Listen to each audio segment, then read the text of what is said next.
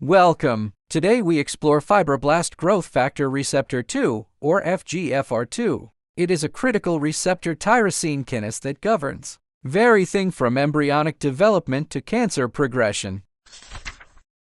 We will uncover its expression, functions, structure, signaling pathways, role in disease, and its emerging role as a therapeutic target. FGFR2 is not just another receptor, it's a master regulator of cellular behavior. In healthy tissues, it guides development and maintenance. But when it goes awry, through mutations or overexpression, it becomes a driver of several aggressive cancers and developmental disorders. FGFR2 is predominantly found in epithelial cells and bone-forming osteoblasts. Through alternative splicing, it generates tissue-specific isoforms, EIB in epithelium, EIC in mesenchyme, enabling precise communication between different cell types during development and repair.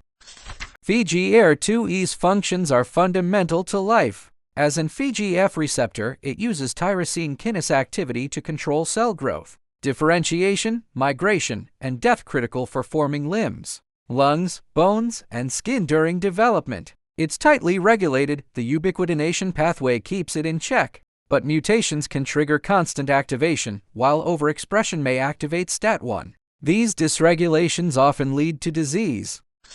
Structurally, FGFR2 is a classic RETAKA. Its extracellular region contains three immunoglobulin-like domains, with the second domain directly binding fibroblast growth factors. Intracellularly, a split kinase domain transduces the signal through phosphorylation events.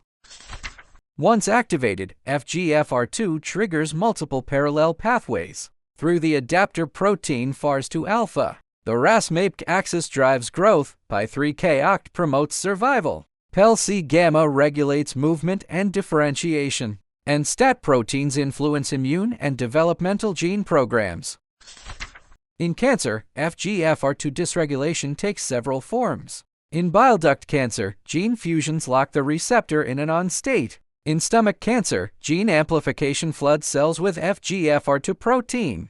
In esophageal cancer, overexpression correlates with aggressive, metastatic disease. Beyond cancer, specific point mutations in FGFR2 cause severe developmental disorders like Apert and Cruzon syndromes. These mutations lead to premature fusion of skull bones, highlighting FGFR2's critical role in skeletal formation. Therapeutic targeting of FGFR2 is advancing rapidly. Bemarituzumab leads the way as a blocking antibody in late-stage trials. Newer antibodies like TQB210 and HWS116, and even an antibody-drug conjugate called HDM2020, are entering clinical studies, offering hope for precision treatment in FGFR2-driven cancers. More on targets sharing. See you next time.